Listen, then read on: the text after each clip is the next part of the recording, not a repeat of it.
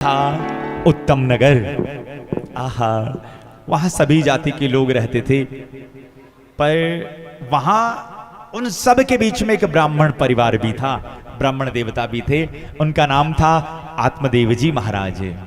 भगवान का दिया हुआ उनके पास सब कुछ था, पर ये बात बिल्कुल सही है, फैक्ट है, पूर्ण केवल परमात्मा है, और उस पूर्ण के भीतर से पूर्ण भी निकाल दो तो भी पूर्ण ही बचता है। पर हां, संसार के भीतर शायद ही कोई ऐसा इंसान होगा जिसे पूर्ण सुख प्राप्त हो, सुख आनंद हो। कुछ न कुछ कमी रहती है। कोई तन दुखी, कोई मन दुखी, कोई धन बिन रहत उदास, थोड़ा थोड़ा सब दुखी सुखी राम को दास। भैया कोई तन से दुख, खूब आनंद चल रहा है भगवान की कृपा से, खूब फैक्ट्री चल रही है, खूब आनंद, खूब पैसा, खूब रुपया। डॉक्टर साहब के पास गए, डॉक्टर साहब ने बीपी नापी और कहा आपको बीपी है, शुगर नापी, आपको शुगर है, तला चिकना बिल्कुल बंद, खाने में रूखी सूखी रोटी, बिल्कुल फीकी दाल। देखो खाने को बहुत कुछ है, पर अब खाने में बिल्कुल बिना नमक की। कोई तन दुखी, कोई मन दुखी। मन से दुख कैसा? जैसे इच्छा हुई कि हमारा लड़का बड़ा होगा, इसकी शादी ऐसी करेंगे कि लोग देखेंगे। मन में इच्छा थी, खूब सपने सजोते, और वही लड़का बड़े होने के बाद किसी नौकरानी को लेकर भाग गया। ये जीवन भर मन का दुख हो गया। कोई धन बिन रहत उदास। सुबह से लगाकर सांझ तक खूब काम किया, 200 रुपए, 300 रुपए, हिम्मत करे तो 400 रुपए। अब घर में खाने वाले 10, खुद खाए कि घर वालों को पवाए। कोई तन दुखी, कोई मन दुखी, कोई धन बिन रहत उदास, थोड़ा थोड़ा सब सुखी राम को दास। पर जो आत्मदेव जी महाराज थे ना, वो तन से भी स्वस्थ थे, धन भी भगवान का दिया हुआ सब बढ़िया था, 10-12 गांव की यजमानी का काम करते थे। पर उनके जीवन में भी एक दुख था, और दुख ये था कि वो मन से थोड़ा दुखी थे।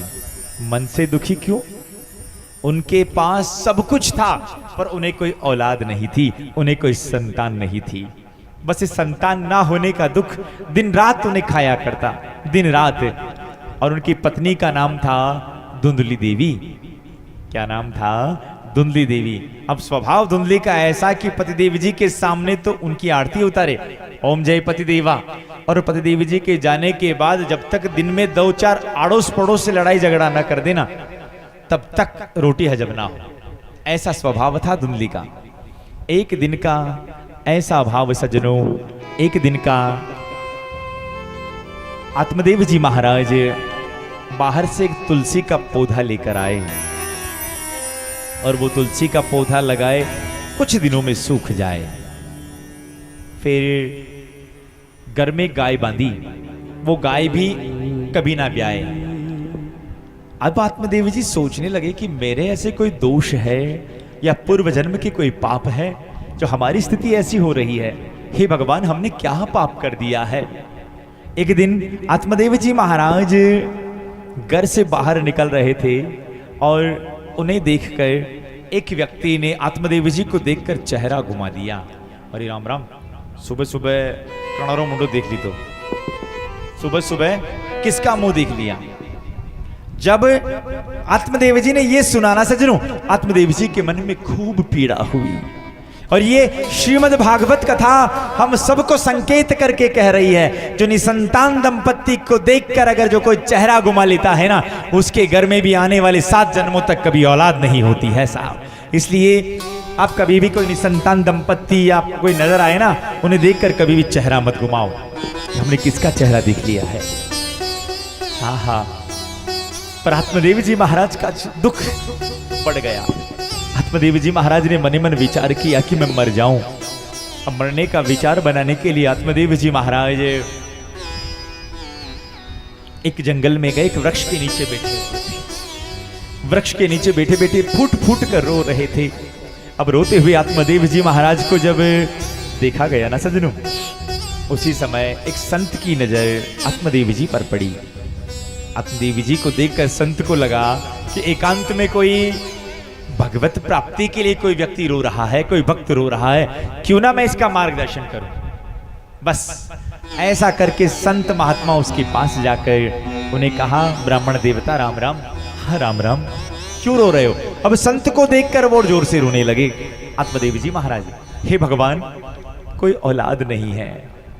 संत ने कहा, दत्त तेरी की, खोदा पहाड़ निकली चूहिया। सोचा कि कोई भगवत मार्ग के लिए, भगवत प्राप्ति के लिए कोई रो रहा है, तुम रो रहे हो औलाद के लिए, संतान के लिए। अरे संतान होगी तो क्या होगा? इतने में कहा, अरे संतान होगी ना तो मुझे पानी देगी, संतान होगी तो मेरा तर्पण करेगी, संतान होगी तो मेरी गति होगी।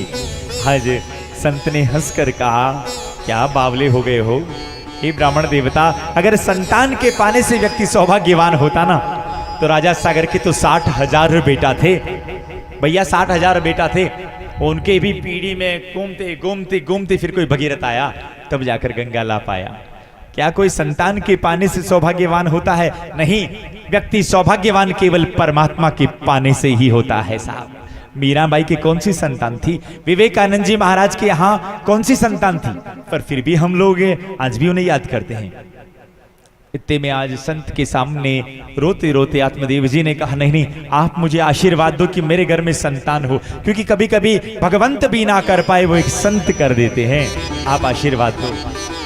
संत ने आत्मदेव जी महाराज का मुखारविंद देखकर कहा, एक बात कहूं आत्मदेव, बुरा तो नहीं मानोगे? कहा नहीं, मैं तुम्हारे माथे की लकीरों को पढ़कर कह रहा हूं। सप्त जन्मावधि तव पुत्रो ने वचय। एक जन्म की बात छोड़ो, 7 जन्म तक तुम्हारे यहां संतान का सुख नहीं है। ओहो, आत्मदेव जी को ऐसा कहा ना, एक पत्थर पड़ा था, उस पत्थर पर आत्मदेव जी महाराज अपना माथा पटकने लगे।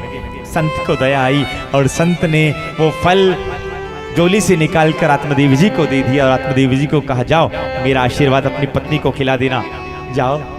9 महीने के बाद में तुम्हारे घर में भी बच्चे की किलकारियां गूंजेगी।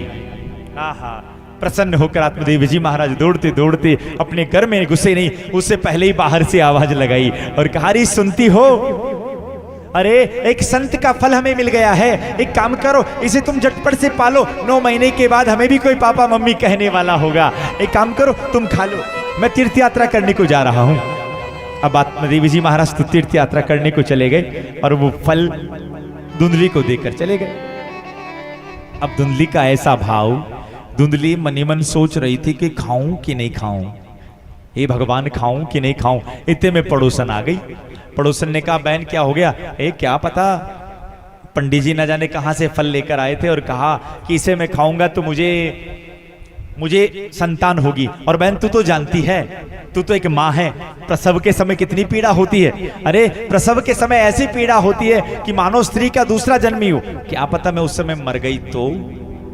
और जो बोला मर गई तो, देखना जीवन में दिमाग में अगर ये तो आ जाए ना तो समझ लेना धुंधली आपके दिमाग में आकर बैठ गई है। देखो कभी कभार होता है ना, हम गाड़ी में बैठते हैं, मन करता है कि कहीं गाड़ी में बैठे और कहीं गाड़ी पलटी खा गई तो, कथा सुनने तो जा रहे हैं, वहां हमारी चप्पल खो गई तो। देखो जिसे धुंधला धुंधला नजर आए वो धुंधली, पर आंखों से नहीं, दिमाग से। कैसे? जैसे यहाँ रस्सी पड़ी है, उजाला है, रस्सी नजर आ जाएगी कि यहाँ रस्सी है, और अंधेरा होगा तो रस्सी नजर नहीं आएगी। पर हाँ, ना ज्यादा अंधेरा और ना ज्यादा उजाला हो, धुंधला हो, उस समय रस्सी भी नजर आएगा कि सांप का ना हो। सांप तो नहीं है, कहीं लकड़ी लगा कर देखेंगे। बस जिसे धुंधला धुंधला नजर आए वही धुंधली है। कभी कभार गाड़ी घोड़े में बैठते हैं तो मन करता है ना, कहीं गाड़ी पलटी खा गई तो, हम जा तो रहे हैं कहीं मर गए तो, हम ऐसा तो कर रहे हैं ऐसा हो गया तो। ये तो अगर मन में आए तो हमारी बात को संकेत करके मान लेना, भगवान को कहना, भगवान जैसा तुम करोगे वैसा होगा। तू को तो को तुम में मिला देना, निश्चित मानना भगवत कृपा होगी। पर भैया धुंधली ने सोचा, बहन अगर मैं मर गई तो? बहन ने कहा, अरे कोई नहीं मरेगी, अरे माँ बनना तो प्रत्येक स्त्री का सौभाग्य होता है, खा ले। अच्छा बहन तू कहती तो खा लूं। अब जो ही खाने लगी, पर बहन मैंने सुना है गर्भावस्था में ज्यादा घर का कामकाज नहीं होता है। मेरा घर का कामकाज कौन करेगा? अरे बावली, अरे ननद इसी दिन के लिए होती है। अरे भैया, वैसे ही ननद को साड़ी करनी पड़ेगी, ये करना पड़ेगा, कुछ दिन सेवा भी तो कर लेगी। इतने में दुल्हन ने कहा, हाँ मेरी ननद तो धाप के चोटी चोटी मेरा घर ही साफ करके ले जाएगी। पर मानी नहीं। इतने में समय निकला, फल हाथ में था। अरे बहन खा ले। अच्छा तू कहती तो खा लूं, पर बहन हमने सुना है गर्भावस्था में गर्भवती स्त्री ज्यादा दौड़ नहीं सकती। अगर गांव में आग लग गई तो ए बावली, तेरे को खाना हो तो खा, नहीं तो मैं चली जय राम जी की। बस पड़ोसन चली गई। अगले दिन तक वही फल को लिए सोच रही थी। उसकी सगी बहन आई और उसकी सगी बहन ने आकर कहा, अरे बहन क्या बात हो गई? क्या पता, जीजाजी लाकर, तुम्हारे जीजाजी ने ये फल दे दिया और कहा कि अगर मैं इस फल को खाऊंगी ना तो मैं गर्भवती होंगी, मेरे यहाँ कोई औलाद होगी। तो उस समय श्री राधे, उस समय मेरे मन में विचार हुआ कि खाऊं कि नहीं खाऊं। बहन ने सोचा कि अरे इन्हें संतान के चक्कर में डालने से क्या फायदा। तो आज बहन ने कहा, अरे इन बाबा बैरागियों के चक्कर में ज्यादा नहीं पड़ना, क्या पता क्या खिला दे, तुझे औलाद ही चाहिए ना। मेरे राम जी की कृपा से बाल बच्चे पहले हैं और मैं गर्भवती हूँ, ये औलाद मैं तुम्हें दे दूंगी। एक काम करना, जीजाजी से थोड़ा धन दिला देना। ये शॉर्टकट रास्ता पसंद आ गया। फल को फेंकने लगी, हाँ फेंक मत, तेरी गाय को खिला दे, सच्चा है कि झूठा है। बस वो फल गाय को खिला दिया। समय निकला, धुंधली की बहन को लड़का हुआ, चुपके से लाकर धुंधली की बगल में सुला दिया। आत्मदेव जी महाराज तीर्थ यात्रा करके लौटे, आनंद से आए, घर पर बालक को पाया, प्रसन्न हो गए। पंचांग खोलकर मनी मन सोचने लगे, इतने दिन तो लोगों का नाम निकाला है, आज मेरे घर में औलाद हुई है, उसका नाम मैं निकालूं। अरे मेरा नाम आत्मदेव है तो मेरे छोरे का नाम रखूंगा परमात्मा देव। और जो ही परमात्मा देव के लिए बोला ना, तो आज धुंधली ने सोते सोते कहा कि बड़ा है नाम रखने वाले, मेरा नाम आत्मदेव है तो मेरा नाम धुंधली है तो मेरे छोरे का नाम भी मुझसे मिलता जुलता होगा। मेरा नाम धुंधली तो मेरे छोरे का नाम होगा धुंधुकारी। बस बालक का नाम रख दिया धुंधुकारी। 3 महीने के बाद उस गाय ने जो फल खाया था, उस गाय को भी बछड़ा हुआ सजनों। और उस गाय को भी बछड़ा हुआ, योग से पूरा का पूरा मानवाकार, उसके कान जो थे वो गाय के जैसे थे, इसलिए उस बालक का नाम रखा गया गोकर्ण। बोले गोकर्ण जी महाराज की जय हो। समय के साथ दोनों बच्चे बड़े हुए, दोनों ने अपनी अपनी ख्याति प्राप्त की। एक कुख्यात हुआ, एक विख्यात हुआ।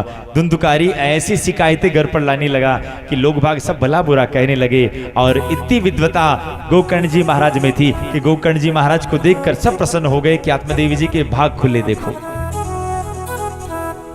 आहा सज्जनों, समय निकला, धुंधुकारी इतना शैतान हो गया, आसपास के बच्चों को कुएं में धकेल कर आ जाता, किसी को क्या किसी के घर में कुछ करके आ जाता। तो आत्मदेव जी महाराज का जो बालक था, वो बालक धीरे धीरे जुआ खेलने लगा। धुंधुकारी जुआ खेलने लगा, चोरी चकारी करने लगा। देखो सज्जनों, इस संसार में सबसे बड़ा दोष जुआ है। और आजकल सोशल मीडिया और ये मल्टीमीडिया है, आजकल तो जुए के साधन मोबाइल में उपलब्ध है। अब आप आजकल ऐसे चौसर नहीं खेलना है, मोबाइल में ये टीम लगाओ, ये लगाओ, ये लगाओ। विडंबना होती है, दुख होता है सज्जनों। ये जिन्हें हम अपना आइडल मानते हैं, वो भी हमें जुआ खेलने की राय देते हैं। कितनी बड़ी बात है। टीम लगाओ, टीम लगाना क्या, ये जुआ खेलना है। अरे 2008 में जब IPL जब स्टार्ट हुआ ना, तब IPL के स्टार्ट करने का एक रीजन था कि अधिकांश खिलाड़ियों को मौका मिले, घर घर से प्लेयर्स जो क्रिकेटर है वो हाथ में आए और अच्छा प्रतिभावान खिलाड़ी हमारे भारत को मिले। पर सच्ची बताएं, खिलाड़ी मिलना तो बहुत दूर की बात है। आजकल घर घर में जुआरी बना दिया साहब, घर घर में जुआ खेलने वाले हैं। ये टीम ये लगाओ, ये टीम लगाओ, ये लगाओ, ये जुआ है। धुंधुकारी जुआ खेलने लगा। एक दिन जुए में सब कुछ हार बैठा, अपने पिता से कहा, पिताजी मुझे धन दो। पिताजी ने कहा सारा सब कुछ तो तू लुटा बैठा है, धन कहाँ है? ना ना, आपको धन देना पड़ेगा। पिताजी ने मना किया तो लकड़ी लेकर पिताजी की तरफ दौड़ पड़ा। आज आत्मदेव जी महाराज एकांत में बैठकर फूट फूट कर रोने लगे और रोते रोते उन्हीं संत भगवान की वो बात याद करने लगे कि व्यक्ति सौभाग्यवान संतान के पाने से नहीं, व्यक्ति सौभाग्यवान परमात्मा से पाने के लिए होता है। रोते हुए आत्मदेव जी महाराज को गोकर्ण ने आकर कहा, पिताजी देखो, भले ही गाय का बेटा था पर आत्मदेव जी को पिताजी ही कहकर संबोधित करते गोकर्ण जी महाराज। पिताजी क्यों रो रहे हो? अरे बेटा, मुझे उन संत की वो बात याद आ रही है, व्यक्ति सौभाग्यवान परमात्मा के पाने से होता है। अब मैं क्या करूं, भगवान को कैसे पाऊं? तभी आज कहा, पिताजी ये संसार, ये घर परिवार एक पंचायती धर्मशाला है पिताजी, और सच्ची मानना धर्मशाला में हम तब तक रहते हैं जब तक का हमने किराया दिया है, और इस शरीर का भी जब तक हमने किराया दिया है ना, तब तक इसी के भीतर हम रहने वाले हैं पिताजी। अगर आप चाहते हो कि आपको जीते जी भगवत प्राप्ति हो तो पिताजी काम करो। बड़ा सुंदर उपदेश दिया है आज गोकर्ण जी महाराज ने। देह स्थिर मांस रुधिरे अभिमतम तज्जत्वं जाया सुतादिषु सदा ममता विमुञ्च पश्यानिशं जगदिदं क्षणभंगनिष्ठं वैराग्यरागरसिको भव भक्तिनिष्ठ। हे पिताजी, अगर आप चाहते हैं ना, इस शरीर को बांधने वाली दो रस्सियां है पिताजी, एक अहमता की और एक ममता की। इन दोनों रस्सियों को काटो, और ये दो रस्सियां दो ही कारणों से बंधी है, जाया सुता, या तो पत्नी या पुत्र के भीतर बंधा हुआ ये जीव है। अगर चाहते हो आपको भगवान की प्राप्ति हो तो पुत्र और पत्नी का जो रिश्ता है, वो जो बंधन है, उसे धीरे धीरे खोलने का प्रयास करें। पिताजी, बच्चों को अच्छी शिक्षा देना हमारा धर्म है, पत्नी के लिए अच्छा मकान बनाना, घर का भरण पोषण करना हमारा धर्म है, पर हम बच्चों के बगैर नहीं रह सकते, हम पत्नी के बगैर नहीं रह सकते। पिताजी, ऐसा मानना ही अधर्म है। पिताजी, आप इस प्रकार करें, क्योंकि पिताजी ये जिंदगी केवल और केवल एक किराए का घर है, एक न एक दिन हम सबको बाहर निकलना पड़ेगा। बड़ा सुंदर उपदेश दे रहे हैं गोकर्ण जी महाराज।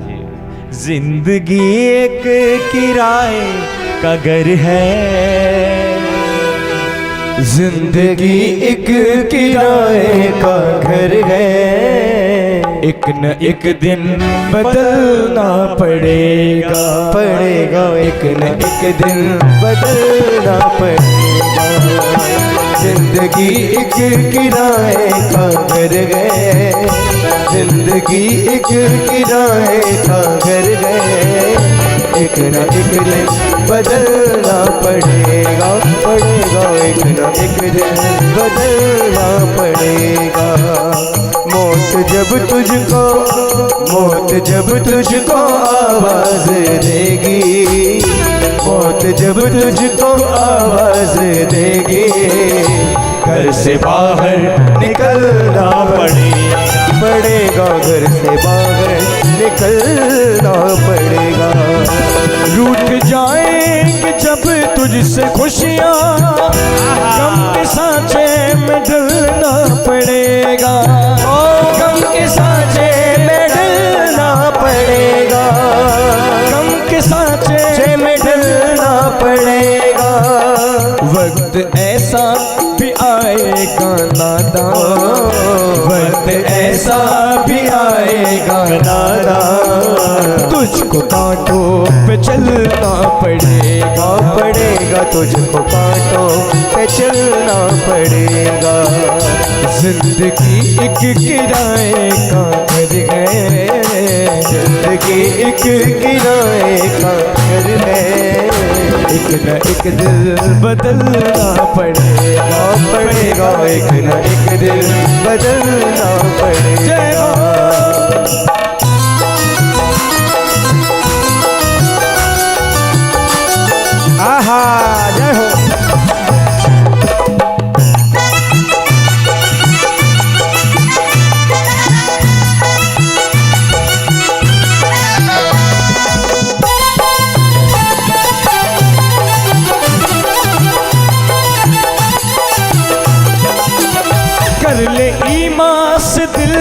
सफाई, छोड़ दे तू बुराई, छोड़ दे तू बुराई।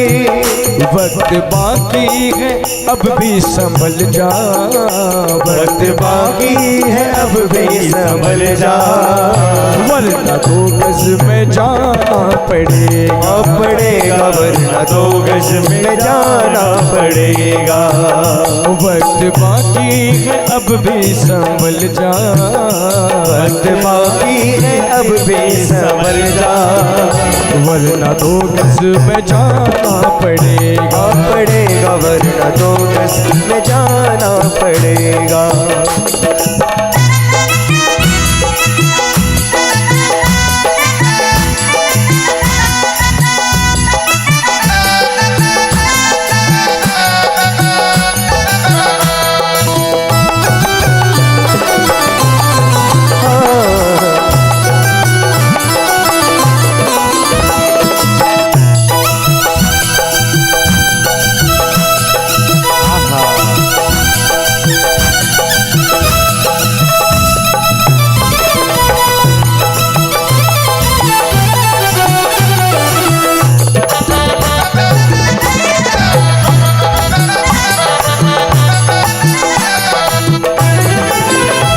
कितना माशूर हो जाएगा तू, कितना मजबूर हो जाएगा तू, कितना मजबूर हो जाएगा तू, कितना मजबूर हो जाएगा तू।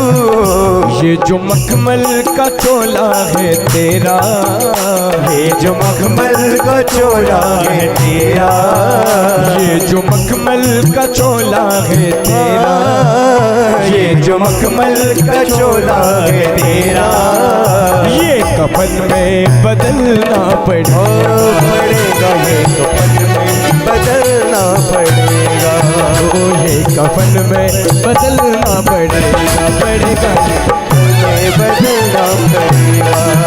मौत जब तुझको आवाज देगी, मौत जब तुझको आवाज देगी, मौत जब तुझको आवाज देगी, मौत जब तुझको आवाज देगी, घर से बाहर निकलना पड़ेगा, घर से बाहर निकलना पड़ेगा, घर से बाहर निकलना पड़ेगा, घर से बाहर निकलना पड़ेगा।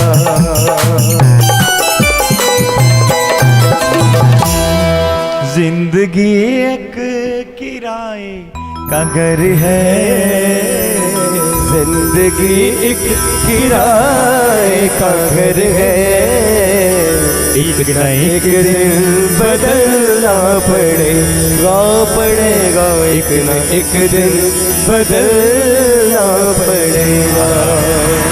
बस आत्मदेव जी महाराज ने गोकर्ण जी से इतना सुंदर उपदेश सुना, भागवत के 10वें स्कंद का पाठ किया और अपने मन को परमात्मा के पाद पद्मों में जोड़ दिया। पिताजी पधार गए। अब घर में केवल माँ थी धुंधली देवी। अब धुंधुकारी आता और माँ से कहे माँ पैसा दे। माँ ने कहा मेरे पास नहीं है। मंगलसूत्र नजर आया, उस मंगलसूत्र को बेचकर जाने लगा, बेचने के लिए जाने लगा। आज इतना दुख हुआ धुंधली को। घर के आगे एक कुआं था, उस कुएं में डूबकर धुंधली ने आत्महत्या कर ली। देखो ये कथा हम सबको एक संकेत देकर कह रही है, जीवन में आत्महत्या वही करते हैं कौन, जिनके जीवन में सत्संग नहीं होता है। जिनके जीवन में सत्संग होता है ना, वो चाहकर भी कभी नहीं कर पाएंगे, क्योंकि आत्महत्या इस संसार का सबसे बड़ा पाप है। भगवान ने शरीर दिया है, इस शरीर को हम अपने हाथ से अगर खत्म कर रहे हैं, अगर हम आत्महत्या कर रहे हैं ना, उसके लिए शास्त्रों में कहा है उसे कई जन्मों तक प्रेत बनना पड़ता है। पानी सामने है पी नहीं सकता, भोजन सामने है खा नहीं सकता। ऐसी दुर्गति होती है आत्महत्या करने वालों की। कई लोग कहते हैं कि आत्महत्या कर लें। भैया ध्यान रखना, भागने से कुछ भी नहीं होगा, भोगने से ही जीवन का पिंड छूटने वाला है। कई लोग थोड़ी मुसीबत आई, हम देखते कोटा में, एलन में, और थोड़ा बच्चे पढ़ने में थोड़ा ये हो गए तो निश्चित अपने आप को ज्यादा नजर नहीं आता। और आजकल सोशल मीडिया के बच्चा है ना, फेसबुक किया बच्चा है, बस नजर आया, माँ बाप ने कुछ कह दिया, खंबा पंखा लटक रहा है, जीभ निकाल दी। भैया ध्यान रखना, ये जीवन बड़ी दुर्लभता से मिला है। संत और शास्त्र यही कहते हैं, 84 लाख योनियों के बाद ये मानव काया हमें परमात्मा ने दी है। अगर हम इसे खत्म कर देंगे, ना जाने कब हमें वापस ये प्राप्त होगी। और ये भी मान लेना, बिना इसके प्राप्त हुए हम परमात्मा के पद के, परमात्मा के पथ के हम यात्री नहीं बन सकते, निश्चित मानना।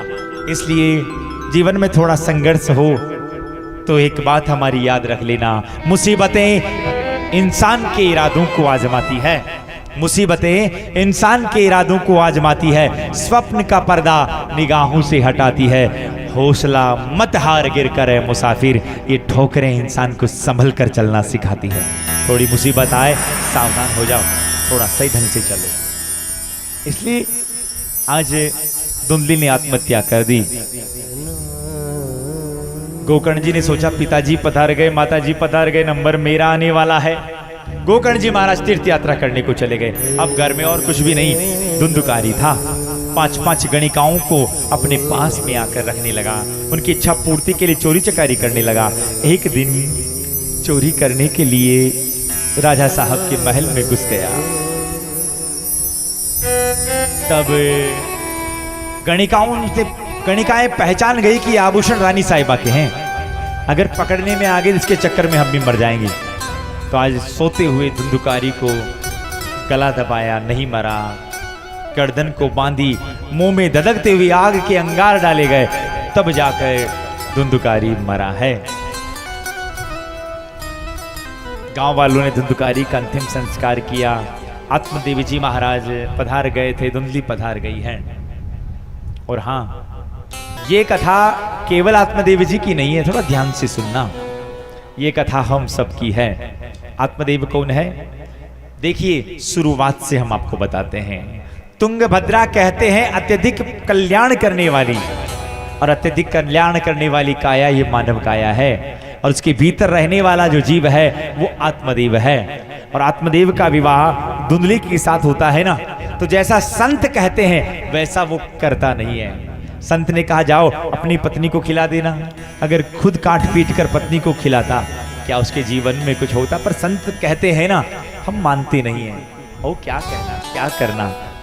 और हाँ, भले ही माना ना माना हो, पर आत्मदेवी जी का कल्याण तो संत के उसी फल से हुआ था ना, उसी फल से हुआ था जो गोकर्ण के रूप में आए हैं। और हाँ, धुंधली मर गई, और इसका कारण हमने आपको बताया कि जिसके जीवन में सत्संग नहीं होता है वही जीवन में आत्महत्या करता है।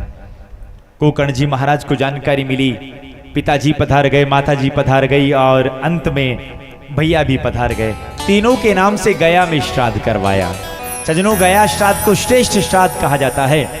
गया श्राद्ध करके जब घर पर आए ना गोकर्ण जी महाराज, रात में कभी भेड़ की आवाज आए, कभी मेमने की आवाज आए, कभी कुत्ते की आवाज आए, कभी सियार की आवाज आए, बार बार आवाजें जब आई ना, तो आज गोकर्ण जी महाराज ने हाथ में जल लिया, हाथ में जल लेकर कहा, कौन हो तुम, सामने आओ।